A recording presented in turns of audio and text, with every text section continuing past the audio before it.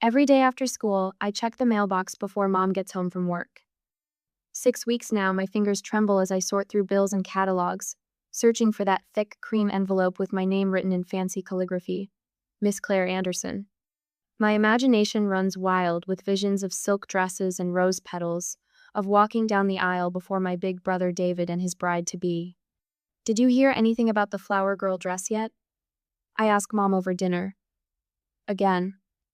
The peas on my plate have gone cold, pushed into a small green mountain while I wait for her answer. Mom's fork scrapes against her plate. Claire, honey, we've talked about this. The wedding plans are still coming together. But we haven't talked about it. Not really. Every time I bring it up, the answers get vaguer, the subject changes faster. David said I could help with something, I insist. He promised at Christmas. Mom sets down her fork. The clink against the plate sounds too loud in our kitchen. Claire, we need to have a conversation. My stomach drops. I know that tone the one adults use when they're about to explain something obvious that will break your heart. The wedding is going to be very elegant, Mom begins, smoothing her napkin.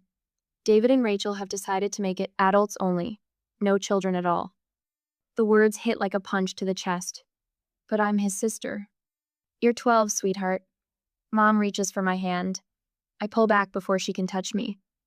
This is what sophisticated couples do nowadays. It's nothing personal. Did David say that? My voice cracks. About me not coming? Mom's silence tells me everything. I push away from the table, my chair scraping against the linoleum. I go to my room and curl up on my bed, hugging my knees to my chest. Through the heating vent, I hear Mom on the phone downstairs. No, she's finally accepted it, she says to someone. Probably Aunt Susan. I knew she'd understand eventually. Claire's always been such a mature girl. I grab my art supplies and start working on a card for David and Rachel. My hands shake as I draw hearts and flowers, carefully writing congratulations in my best cursive. Even if they don't want me there, I can still show them I care. The paper gets a little wet where tears drop, but I keep going. The morning of the wedding dawns bright and clear. Everyone else left last night for the hotel near the venue. The house feels huge and empty, my footsteps echoing through silent rooms. In my closet, I find the dress Mom bought me for Easter pale pink with a satin sash. Put it on carefully, smoothing the skirt. In front of my mirror, I practice walking slowly, the way I imagine a flower girl should. Head high, small steps, basket of rose petals held just so. I drop invisible petals on my carpet, marking the path to an imaginary altar where my brother waits. Thank you for helping make our day so special. I whisper to my reflection, the words I'll never get to hear David say. 2 weeks later, Mom spreads wedding photos across the kitchen table. I spot David in his tuxedo, Rachel radiant in white. Aunts, uncles, cousins, over 18 beaming in every shot. The space where a flower girl should be remains glaringly empty. See, you wouldn't have enjoyed it anyway, Mom says, patting my shoulder. It was very formal, lots of boring speeches. I nod, not trusting myself to speak. Each photo feels like proof that I didn't matter enough to include. When David and Rachel return from their honeymoon 3 weeks later, they bring me a t-shirt from Hawaii. Sorry you couldn't be there, kiddo, David says, ruffling my hair like I'm still 6 years old. Maybe next time, huh? I wear the shirt to bed that night, tracing the bright hibiscus flowers printed across the front. Maybe next time. The words echo in my head as I drift off to sleep, a shadow of doubt taking root in my heart. Because even at 12, some part of me knows there will always be a reason why next time isn't quite right for me. 2 years after David's wedding, the whispers start again. I've learned to recognize them now, the sudden hush when I walk into the kitchen, Mom's phone calls that move to the back porch, the way Joel won't quite meet my eyes at Sunday dinner. At 14, I understand more than they think. The signs multiply like winter frost spreading across a window. Joel's fiancée Sarah showing me her ring, but never mentioning bridesmaids. Mom storing white tissue paper and ribbon in the craft room but changing the subject when I ask what she's wrapping. Dad's careful silence whenever wedding dates come up. The house fills with catalogs I'm not supposed to notice, thick magazines, with gilded edges showcasing reception venues and flower arrangements. One afternoon, I find Sarah's handwriting on a guest list left on the counter. My finger traces down the columns of names, searching. Anderson, Anderson, Anderson. Mom, Dad, Lauren, David, Rachel, Alex. The list stops there. Will I be at your wedding? I asked Joel one evening. We're alone in the den, some old western playing on television. He's sprawled in Dad's recliner the way he always has, but his laugh sounds wrong when he answers. It's adults only, Claire Bear, nothing personal. The old nickname stings worse than the answer. Like I'm still the baby who needed a cutesy title, not someone worth including. Later that week, I overhear Sarah in the kitchen, her voice rising above the clatter of dishes. But she's his sister. I don't understand why.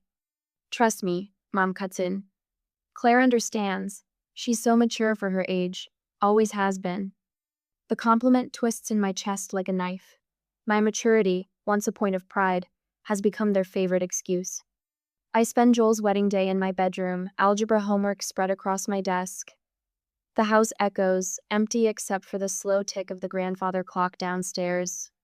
When the phone rings, I let it go to voicemail. 3 times, Mom's voice fills the kitchen when I go to prepare a meal. Claire, honey, just checking in. There's pizza money on the counter. The next morning, Mom spreads photos across the breakfast table, bright squares of happiness I wasn't allowed to witness.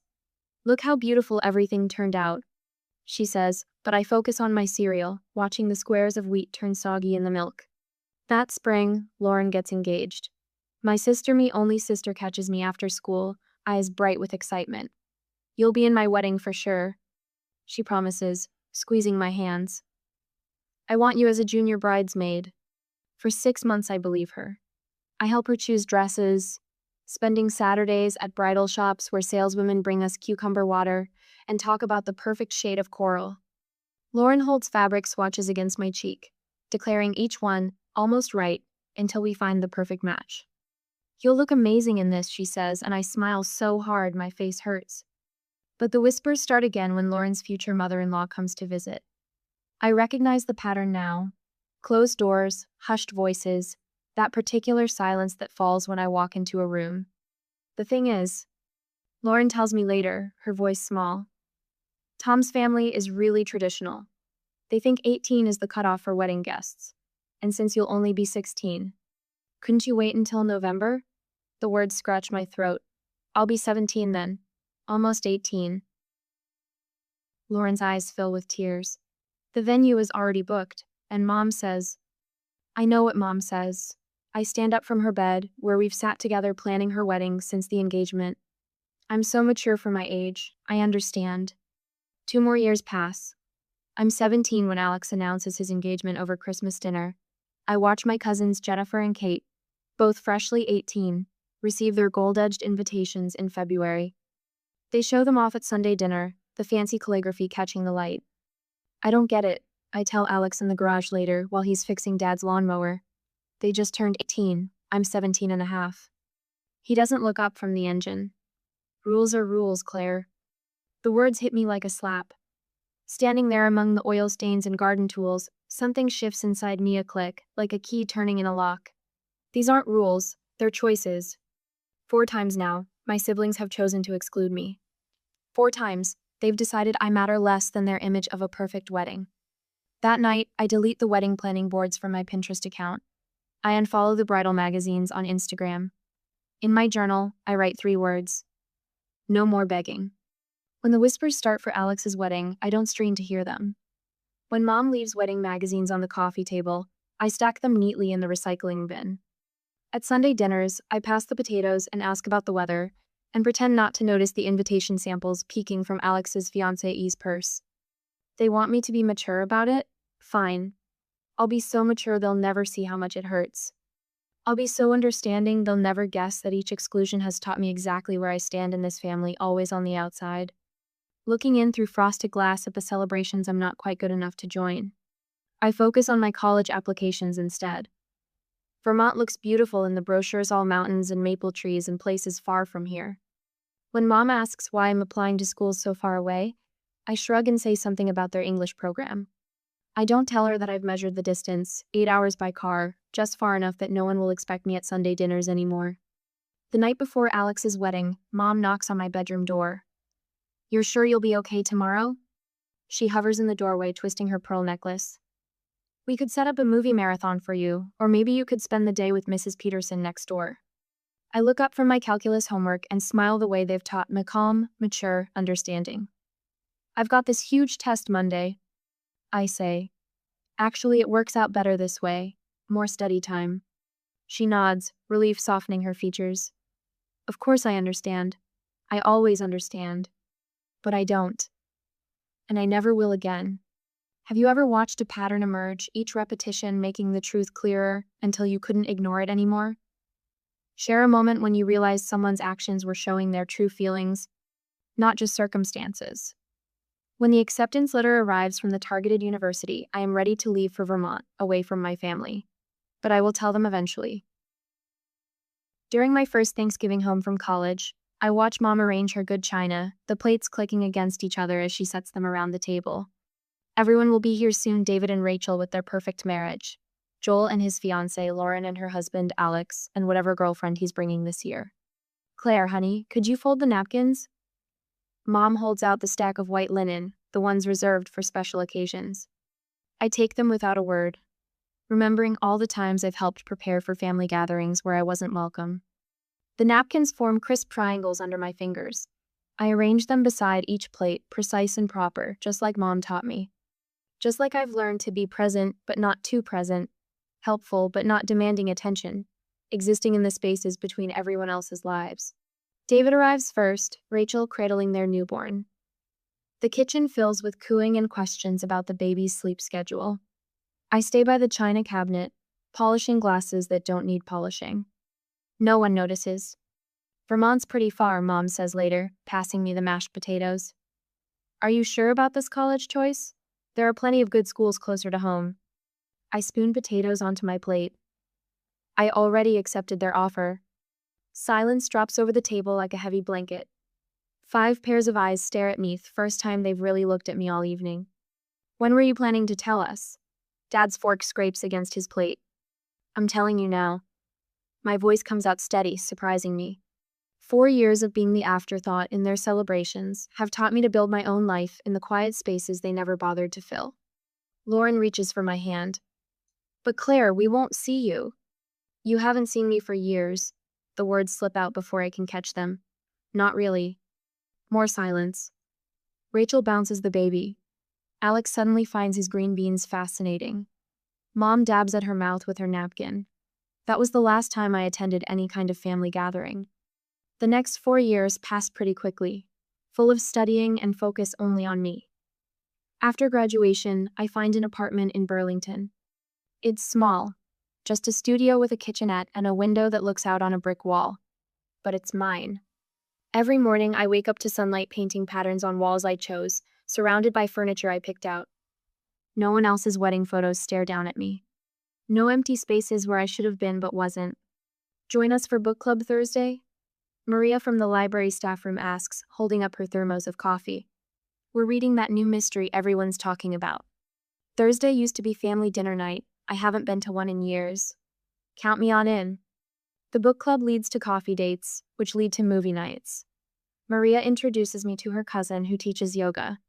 Sarah from yoga class invites me to her art show. My calendar fills with notes in different colored inks, people who text to check if I'm free, who notice when I miss our regular meetups, who remember my birthday without Facebook reminders.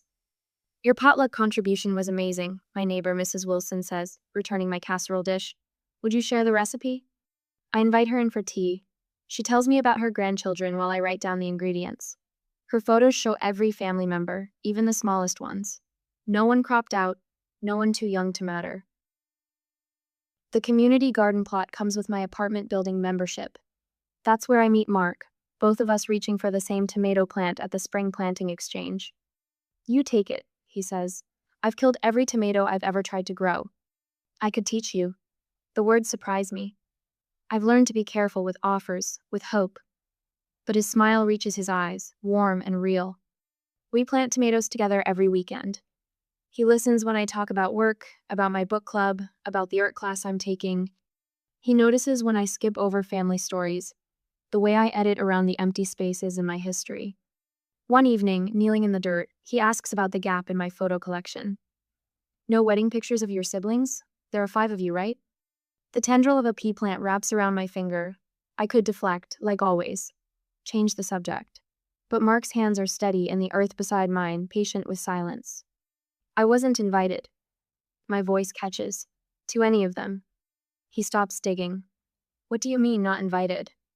They all had adult-only weddings, every single one. The words tumble out, years of carefully managed pain breaking free. I was 12 for David's, 14 for Joel's, 16 for Lauren. She promised I could be in hers, but then she changed her mind. 17 for Alex's, just a few months too young. Every time. Mark's hand finds mine, dirt and all. Claire, that's not normal. That's not what family does. Something cracks in my chest. All these years I've told myself it was normal, traditional, sophisticated. The stories I built to make it hurt, less crumble, like dry soil. Was I really that forgettable? The question I've carried since I was 12 finally finds its voice. That easy to leave out? Mark pulls me close, not minding the garden dirt on my cheeks, or the tears making tracks through it. He doesn't try to fix it with platitudes or explanations. He just holds space for the truth. I was the afterthought. The inconvenient youngest. The one they could exclude without consequences because I was too young to fight back. Too young to matter. The next week, the therapist's office smells like lavender. Dr. Chen watches me arrange and rearrange the little Zen garden on her coffee table. Your family taught you that you don't matter, she says quietly. But you kept their secret, protected their image. Why? The tiny rake makes patterns in the sand. I thought if I was understanding enough, mature enough, they'd see me differently. And now? I am not sure, I responded. But I have changed, focusing more on myself all these years, I said. My hand stills. The patterns in the sand look like the paths I've been carving away from them, one choice at a time. After the therapy was over, I went home. The text from David arrives on a Tuesday that same week. Madeline's christening next month. Family only. You'll be there? I look around my apartment at Maria's painting on the wall, at the tomato plants thriving on my windowsill, at the photo of Mark and me covered in garden, dirt, and laughter. My thumbs hover over the phone. The old Claire would have said yes, would have shown up with a gift and a smile, taken her place in the back row where she wouldn't disturb the perfect family picture. I'm busy that weekend, I type instead. Good luck with the christening. I set the phone down. My hands don't shake at all. A month later, tomato plants bow heavy with fruit in the community garden, their leaves brushing my ankles as Mark leads me down the narrow path between plots. Late August, sunlight warms my shoulders, and the air smells of basil and ripening vegetables. We reach our plot, the one where we first met 2 years ago, both of us new gardeners with more enthusiasm than skill. Remember how you taught me the right way to stake tomatoes? Mark kneels beside our thriving plants, adjusting a vine. I kept doing it wrong until you showed me. I laugh, remembering his determined expression as he wrestled with twine and bamboo poles. You were so worried about hurting the plants. I still am. He stands, brushing dirt from his jeans. But you taught me something important that day. Sometimes you have to be firm to help things grow strong. The evening light catches something in his hand, a small box, dark velvet. My heart stutters. Claire. His voice carries the weight of certainty. You showed me how to nurture things properly. How to build something beautiful from the ground up. He opens the box, revealing a simple gold ring set with a pearl. Will you marry me? Tears blur my vision, but I see him clearly, more clearly than I've ever seen anyone in my life. You see me, I whisper. You really see me. Always. He slips the ring onto my finger. It fits perfectly, like his arms around me, like his heart understanding mine. Between kisses, we agree. A small wedding, meaningful and true. Only people who matter. My voice carries a quiet confidence I've never felt before. Our wedding will be different. A week later, we sit at my kitchen table, a bottle of wine between us and a blank piece of paper before me. The pen hovers over the space where sibling names should go. David, Joel, Lauren, Alex 4, spaces that should be automatic, family, blood. My hand moves past that space, writing other names instead. Mrs. Wilson, who brings me soup when I'm sick. Tara from college, who drove 6 hours when Mark's mom died. People who show up, who see me, who stay. Are you sure? Mark asks softly. watching my pen skip those four vital spaces. I lift my eyes to his, and my smile holds peace instead of pain. More sure than I've ever been about anything. The call comes 3 days later. Mom's voice crackles through my phone speaker, confusion building with each question about ceremony details. But when are we discussing the family invitations? We aren't. The words come steady, certain. There won't be any. No siblings. Silence stretches between us, pulls taut like a rubber band about to snap. Then, you can't be serious. Her voice rises, sharp with disbelief. This is spite, pure childishness. No, Mom, this is peace. The rubber band breaks. Calls flood in, one after another, my phone buzzing like an angry hornet's nest. Joel first, his lawyer voice trying to reason with me. Then Alex, all careful logic about family obligations. David, playing the eldest, threatening in that soft way of his. Mom and Dad won't come if you do this. Lauren calls last, her tears trickling through the speaker. But I'm your sister, your only sister. You were my sister when I was 16, too. My voice stays level, though my hands shake. 6 months, Lauren. You couldn't wait 6 months so I could be at your wedding. That was different. We had to consider extended family, venue requirements, adult-only policies, traditions. Each excuse falls from my lips like stones. I've heard them all before. 4 times before. I hung up without further consideration. Later that evening, the porch swing creaks beneath us as Mark and I watch the sunset. Another text lights up my phone, the third from Mom today. I block the number without opening the message. Mark's arm settles around my shoulders, solid and warm in the cooling evening air. I'm proud of you, he murmurs into my hair. I lean into him, watching golden light paint the sky in colors no one can exclude me from seeing. For the first time, I say, I'm proud of me too. Truth sits in my chest like a flower finally breaking through soil, reaching for light, growing strong.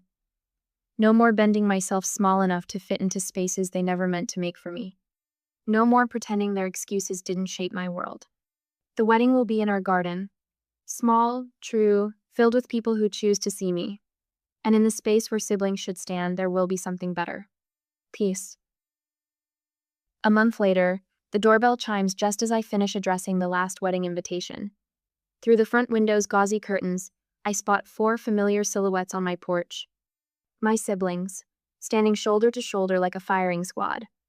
My hand trembles as I set down my calligraphy pen. The muscle memory of making room for them, of stepping aside, of shrinking myself small threatens to take over. But Mark's voice echoes in my mind. You deserve to take up space. I open the door and plant my feet firmly on the threshold. No invitation to come inside. Claire. David steps forward, his banker suit pristine even in the autumn heat. We need to talk. Lauren pushes past him, her mascara already smudged. How could you do this to us? The words they've rehearsed tumble out in a practiced cascade. Family means forgiveness. Blood is thicker than water. What about Mom and Dad? Each phrase lands like a stone meant to wear me down. Alex, ever the lawyer, delivers his closing argument. Now you're just doing what you accused us of. Excluding family from your wedding. A laugh bubbles up from somewhere deep inside me. Not bitter or hysterical, just genuine amusement at his perfect lack of understanding. No, I say, my voice steady. I'm making one choice. You made 4. The silence stretches between us like a rubber band about to snap. Joel shifts his weight, uncomfortable the way he always gets when emotions run high. Lauren breaks first. Everyone's talking about it. Aunt Susan called Mom crying. What will people think when your own sister isn't invited to your wedding? And there it is. The truth beneath coordinated assault. That's always been the problem, hasn't it? My fingers trace the doorframe, finding strength in its solid wood. What people think, not how I feel. That's not fair, David protests. We were young, we didn't think. The word slices through his excuses. Let me remind you exactly what happened. My voice remains calm as I recount each exclusion. David's wedding when I was 12, still believing I'd be his flower girl. Joel's 2 years later when his fiancée wanted me there but got overruled. Lauren's broken promise about her wedding, claiming she couldn't wait 6 months for me to turn 18. Alex's final betrayal, watching 18-year-old cousins receive invitations while I sat at home at 17. Their faces shift as the memories land, Joel examines his shoes. Lauren wraps her arms around herself. David's jaw clenches. We were different people then, Alex argues, but his voice wavers. No. I shake my head. You're exactly the same. Standing here worried about appearances, not relationships. Trying to force me to make you comfortable instead of acknowledging how you hurt me. Claire. Lauren reaches for my hand. I step back. We're sorry. We were wrong. Please don't do this. You're not sorry you hurt me, I say softly. You're sorry there are consequences. There's a difference. The phone rings inside. I know it's Mom before I answer, just like I know exactly what she'll say. My siblings' expressions confirm they orchestrated this too. Claire, honey. Mom's voice wobbles with tears. Your father and I won't come without all our children there. The words should shatter me. Instead, they clarify everything. Then I'll miss you at my wedding. My voice stays gentle, just like I missed being at all of theirs. The silence on the other end stretches long enough that I wonder if she's hung up. Then, barely audible, you don't mean that. I do. For the first time, those two words feel like a promise to myself instead of others. I love you, Mom, but I won't pretend anymore. I end the call and turn back to my siblings. They stare at me like I'm a stranger speaking a language they don't understand. Maybe I am. Claire? David starts again, but I hold up my hand. No more speeches. No more guilt. No more pretending we're something we're not. I step back inside my house. I hope you all have wonderful lives, but I won't spend mine begging to matter. The door closes with a quiet click. Through the window, I watch them huddle in a conference, probably planning their next strategy. But I'm already turning away, back to my calligraphy pen, and the invitations for people who've proven they want to be there. Later that night, I find Mark in our bedroom, studying a family photo from Christmas years ago. 5 siblings squeezed onto a couch, my smile a fraction too bright as I tried to prove I belonged. Second thoughts? He asks, wrapping his arms around me from behind. I touch the glass, tracing the space between me and my siblings. Always there, even in photos. No, for the first time I'm being honest about our relationship instead of pretending it's what I wished it was. Mark kisses my temple. You know what the hardest part of watching you go through this has been? What? Seeing how extraordinary you are and knowing they missed it. Their loss, sweetheart, their loss. I lean back against his chest, breathing in the familiar scent of his soap. The photo shows the family I tried desperately to be part of. But here, in this moment, I'm building the family I deserve on that sees me, includes me, celebrates me. One invitation at a time. 2 months later, sunlight streams through sugar maple branches, casting dappled shadows that dance across 80 white chairs. The morning air carries hints of wildflowers and fresh-cut grass. Mrs. Wilson, my next-door neighbor for the past 3 years, stretches to adjust a bouquet of black-eyed Susans and Queen Anne's lace. Her weathered hands move with practiced grace, each stem finding its perfect place. Just like my own garden, she says, stepping back to survey her work. Natural, not too fussy. I touch a lantern hanging from a nearby branch, its glass cool against my fingertips. Paper lanterns line the winding path between the chairs, ready for tonight when Mark and I will walk beneath their glow as husband and wife. My college roommate, Sarah, appears at my elbow, squeezing my hand. 2 seats in the front row remain empty, stark white against the green grass. The wedding coordinator hovers nearby, pen tapping against her clipboard. We could wait another 15 minutes, she offers. Sometimes traffic. No. The word comes out soft but certain.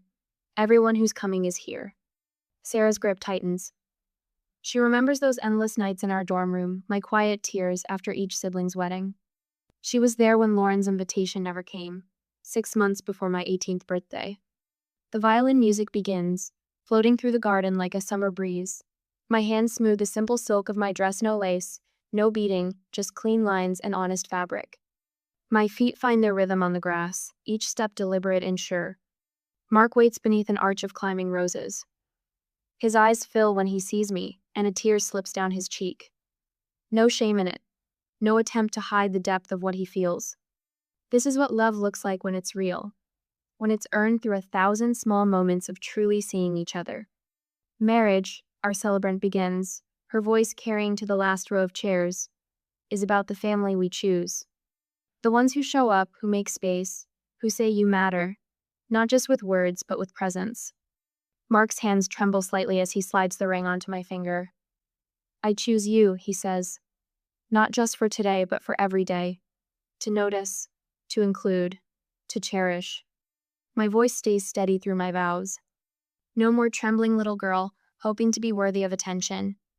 I choose you, and the family will build together. One where everyone has a place at the table. At the reception, tables overflow with the people who filled my life with meaning. My first grade teacher who still sends birthday cards. The librarian who saved me a quiet corner during high school lunch periods. Coworkers who became friends. Neighbors who became confidants. Professor Jenkins raises his glass, his bow tie slightly crooked. Family isn't just born, he says, wisdom earned through 40 years of teaching shining in his eyes. Family is earned, built, chosen, day by day. The room fills with genuine laughter, real stories, not the polite fiction of family obligation, but the truth of lives intertwined by choice. My heart feels full, complete. No hollow spaces where siblings should be. Little Sophie, Mrs. Wilson's granddaughter, catches my bouquet. Her small hands clutch the flowers as she runs up to me, blonde curls bouncing. When you have another party, she asks, can I come? I kneel down, my dress pooling around me. Sophie, you will always be included. Always. Mark watches us, love and understanding written across his face. He knows what those words mean coming from me. The weight of them. The promise. Later we stand beneath a canopy of stars, Vermont's mountains dark shadows against the sky. Sparklers trace golden paths through the night air. Mark pulls me close, his lips touching my ear. Our family, he whispers. We'll do it differently. I lean into him, watching the lights dance. The story I was given tried to write me small, tried to tuck me into margins and footnotes. But that wasn't the only story available.